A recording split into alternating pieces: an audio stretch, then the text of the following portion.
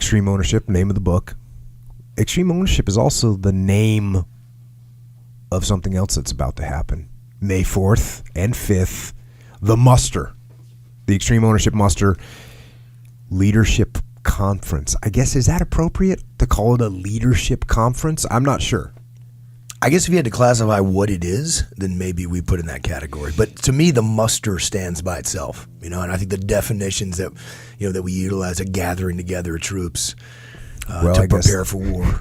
I guess that fits very appropriately. So I can't say I go into like big details about the muster, but I just mention it in case people are interested in getting better, especially from a leadership perspective and really from a human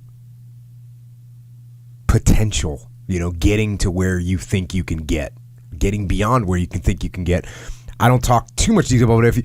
So since you're here and you're sitting here, what do you think, what were like the highlights of the muster? Because we just did the first one last year in October 2017. I thought it was going to be cool. 2016. Oh, sorry, 2016. What did I say? 2017. Oh, yeah, that hasn't happened yet. No. I thought that the muster would be cool. You know what I mean? I thought, hey, this is going to be cool. Like, it's going to be cool. We're going to, meet a bunch of cool people, and we're going to talk about all this cool stuff and do our best to pass on information and give and receive information and all that. So I thought it was going to be cool. But it was a lot better than cool. It was freaking awesome. And what were like some highlights for you when you think about it? What are you excited about for New York? Well, we talk to so many people all the time, right? And awesome leaders, from companies that we work with and different organizations out there, and it's just love working with these leaders, love talking to them. I think but the muster there was just something magical about that. I remember we couldn't have even predicted that, right? Bro, I think you just came up with a new tagline. Come to the muster. It's magical. Yeah, magical. Come up with a new word. I'm going to take some shit for that. We're going to call it the magical muster. Maybe we need to cut that. Maybe we need to cut that. So piece out. Stays in. What was magical about it? Look, for me, here's what coming off the stage where we're talking about, we're leaving people the idea of why. They need to take advantage of every day, the gift that's been given to them by those brave warriors that gave their lives so that they have the ability to pursue that. And I remember coming off the stage and you just came up and gave me a big hug. You're not a hugger. I don't hug people very often. I was not actually working on a takedown. Not at all. We'll call it. I thought maybe something like that was coming. I was getting ready. I was getting ready to sprawl.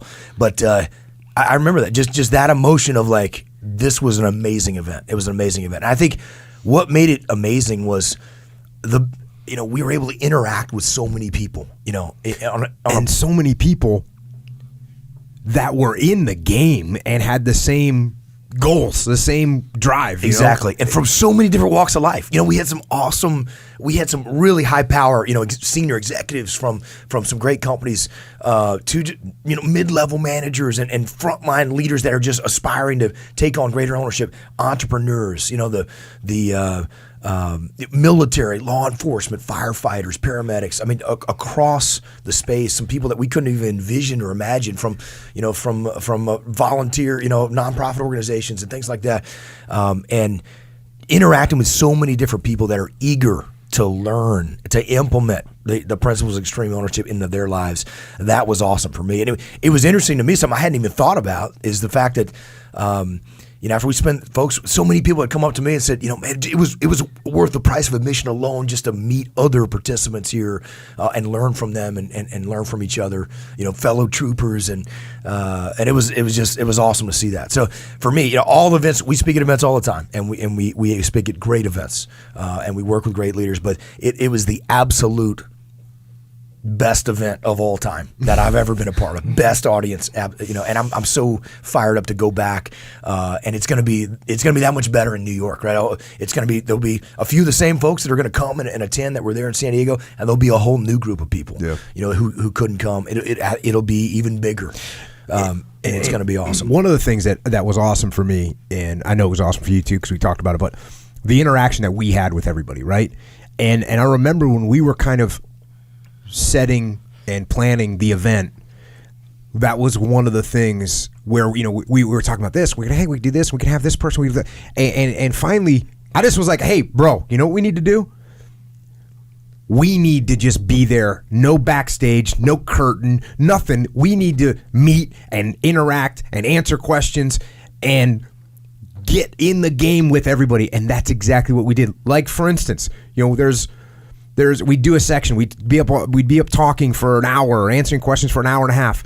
When we'd get done with that hour and a half, we would just step forward to the stage and step down onto the floor, and there'd be people lined up to say, hey, what about this? Hey, you just said that, and what do you think I should do here? And it was like that for 2 straight days. And not just after the sessions, but morning workouts, right? And we our 0445 Club PTs that we're cranking out these awesome workouts, and we, I mean, all levels of athletes. Right. There's some really high end, athletes or black belt, jiu-jitsu players to the just some folks who've just started training or just started hitting the gym, been encouraged to by the podcast or whatnot, and came out and participated in that, and walking, jogging over to or walking back from those workouts, talking to those leaders and people talking about, hey, what would you do in this situation? And I remember having those conversations with people, and you're helping them apply that stuff.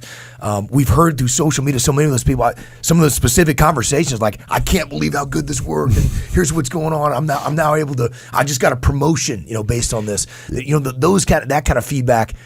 We always talk about, right, there's only 2 measures that matter: effective and ineffective. And how do you measure that? It's whether the team is accomplishing the mission. You're effective. If you're not accomplishing the mission, doesn't matter how hard you're working, you're not effective. And for us, that measure of effectiveness is that people are actually going out and kicking ass in their world, and they're getting promoted. They're accomplishing their mission. They're building a better team. They're building better relationships with their boss, with their peers, with the subcontractor they work for, they're being more engaged members of their community.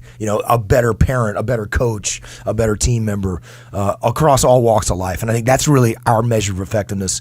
It's just awesome to see so many folks doing extraordinary things that were part of that the muster, and so looking forward to that May 4th and 5th in New York. It's going to be awesome, and it's going to be exactly what you described. We're gonna keep that, no matter how long we do this or how big the musters get. I never want it to be to lose that of me and you staying engaged, with participants, not hiding behind the curtain somewhere in the green room, but being out front, talking to people, talking with leaders, and helping them apply this stuff to get better at what they do. This ain't the Wizard of Oz. We ain't gonna be hiding behind the curtain. And and you talk about measures of success, effective, ineffective. Well, for me, like, the biggest reward from doing the muster, it's similar to what we do with our business of helping businesses, and it's always great to get that feedback. But to get a mass scale of 300 or 400 people and get that feedback about the promotions, the advancements, the goals achieved, the fitness goals achieved, the relationship goals, to get that feedback has just been awesome. So, like you said, we look forward to seeing you there. And actually, speaking of the muster, you're going to see Leif, yeah. You're going to see me, of course. You're going to see JP and Dave Burke, JP Donnell. They're going to be there. You're also going to see Echo Charles. He's going to be there fully. And kind of cruising too, but he's going to be there fully, cruising hard. Mm-hmm. So you can get to meet. Most people want to meet Echo the most. He's like the bass player in the band that, there's the lead guitarist. And then there's the lead vocalist who's out front with the weird pants on, but everyone looks at the bassist in the back that's hammering down the tracks, laying it down. Cruising. Echo Charles cruising. You're going to get to meet him.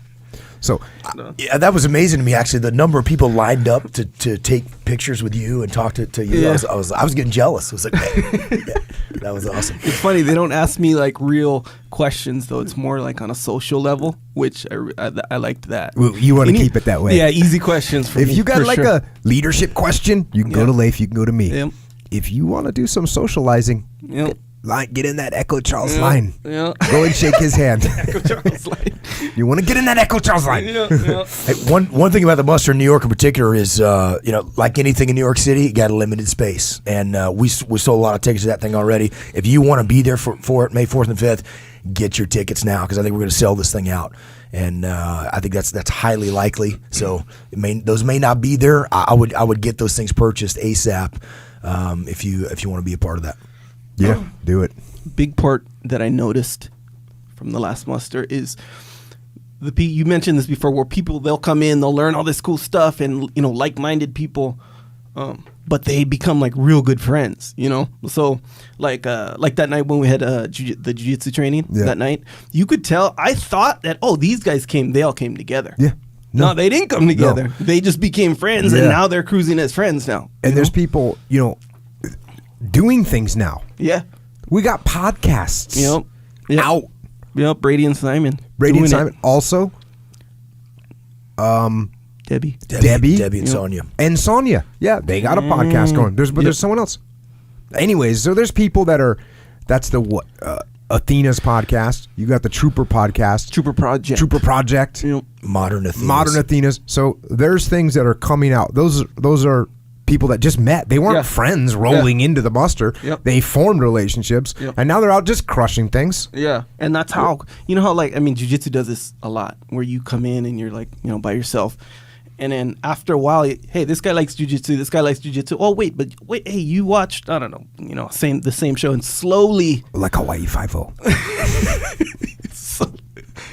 slowly you start to gravitate towards these people. But in this kind of situation, everyone's kind of like they're trying to get better, better at this, and it's real similar. Better at life. At life in general. So it's almost like a double gravitation effect, Dude, where people that's a scientific thing too, by the way. Something that a lot of people don't know about the double gravitation effect. But with the muster, double gravitation effect is in full effect. Yeah, across the board. Bro, and it's funny because you see it. You see, like, everyone's all talking. Like, if I step back, I see you and Leif talking. You can kind of tell, like, you guys have known each other for a long time. That's kind of what you see. But then you realize, they haven't known each other for a long time. It's just pure double gravitation effect. That double gravitation effect. I think some of that crossover too is, when you realize that, a police officer who's sitting next to you has some of the same challenge that you have as a small business, entrepreneur, who has the same problems as this guy who's the CEO of a big company, who has the same problems as this person who's in a startup. So who have, by the way, the same problems that Leif and I saw and experienced on the battlefield. And there's solutions. This is the thing. Those problems, there are solutions to them. They're out there. This isn't magic, as a matter of fact.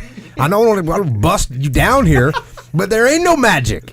There's knowledge to be gained. It's like jiu-jitsu, right? Jiu-jitsu isn't about magic. There's no magic to jiu-jitsu. Sometimes I do say magic. It's magical. Magical. Yeah. But you do say it's a superpower. It's a superpower. And speaking of jiu-jitsu, we're going to be training some. That's right. That's right. Friday evening, we're going to be getting on. Boom. So if you come to the muster, we're probably going to go no-gi for travel purposes.